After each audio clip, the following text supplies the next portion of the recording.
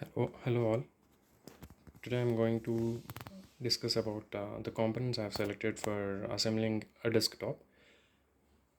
So I'll be using this desktop only for experimental purposes and not for any sort of gaming or video streaming side. Though you can use the same components for video streaming as well as gaming, which are of low overhead. But in case you're using it for certain games which need a higher graphic card, probably you need to add some more components apart from what I'm using. So let's get started. So this is the processor which I've selected. It's Intel i3 10th generation, as you can see 10105F. So the name F or the suffix F after the name of the processor, it means it does not have any integrated graphic card. So definitely this is a bit cheaper, I would say. And if there is no F, if it is the, like, let's say i3 10105, it will have an integrated graphic card and you do not need any external graphic card for it. So the base frequency for this is a 3.7 gigahertz, as you see, where it can operate up to a maximum of around 4.4 gigahertz. So in this box, as you can see, the core is on the top, the silver one, and along with the core, this box also contain a fan with a heatsink and a thermal paste as well. So we need to see. So you don't have to actually purchase any fan, which I did a mistake here. I already had purchased an external fan with a heatsink, so that's not required. Mostly the processors which they send, they have Intel stock cooler, so that's not a big deal. In case you feel that the fan is not fancy enough, or you're using higher graphic cards, or you're using more power, probably you may need a bigger fan as well. So I think for a normal purpose, the package should be sufficient. So then moving to the motherboard which I am using, it's a H510-A-PRO. So this is one of very few motherboards which will support the i3 10th generation. So you can also find, so this is from MSI company. You can also find motherboards from Asus as well, and other companies as well. This is like a kind of cheaper version, I would say. So this will support a 64 GB RAM and at a maximum speed of around 3200. So the one of the reasons for going with this particular motherboard is the socket size. So there are many motherboards in the market.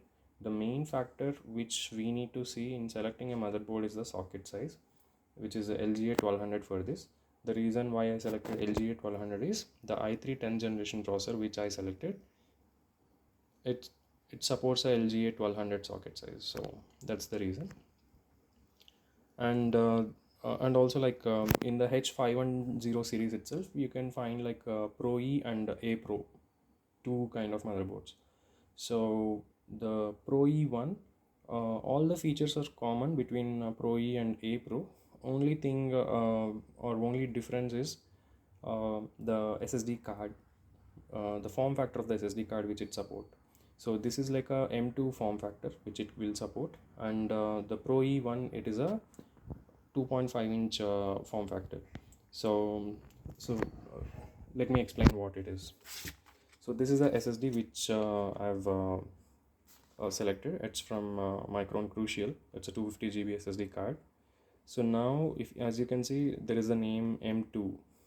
So M2 means it's only the size of so it will be only this much size, and all you have to do is just insert it into the slot and just put a screw on the top of it. That's it. Whereas a 2.5-inch one, it's kind of your hard disk, probably this much size, so it will occupy more space inside the cabinet. So the price difference is actually 300 to 400 rupees only, so I went ahead with M2 so that I can utilize the space for some other purpose. And this is a RAM which I've selected. Again, it's from Crucial Micron. So this is a 8 GB RAM. So for me, 8 GB RAM is sufficient, and the maximum speed it can support is around 3200. So though my processor actually supports only 2666 megahertz, I went with 3200. That's fine. I'm underutilizing the RAM, but you can find very few RAMs which are operating at 2666 and DDR4. So DDR4 is like the generation of the RAM which it will support. So the processor as well as the motherboard, they are based out of DDR4. So that's the reason for selecting the DDR4. So just make sure about the kind of RAM which you are selecting for your PC. And below is the power supply. So I went with VS450L. It's a 450 watt power supply as the name suggests. So I am not using this desktop for any gaming or any high resolution tasks or high performance tasks. So I don't need high power stuff. So mostly in case you are going for a gaming purpose, probably 600 or 650 watt power supply should be good enough. And here is the graphic card. So as I said, I selected the processor without integrated graphics. In case you want to select the same processor, uh, like 10105F is mine. If you want to select 10105, probably you may have to spend another 5,000-6,000 bucks extra. So so I went with the 10105F itself, which is a pretty cheaper one and a good one as well. And I have selected external graphic card, which is a GeForce GT 730 powered by NVIDIA from Asus. So so these are the components which I have selected. So regarding the graphic card, I can explain more about this during our assembly. Basically, this is a 2 GB graphic card. In case you need a high definition graphics for your gaming or video streaming, you can go for 8 GB as well, which is a bit costlier. This is like a kind of a cheaper version, I would say, for the components which I have selected. So yeah, let's meet up during the assembly.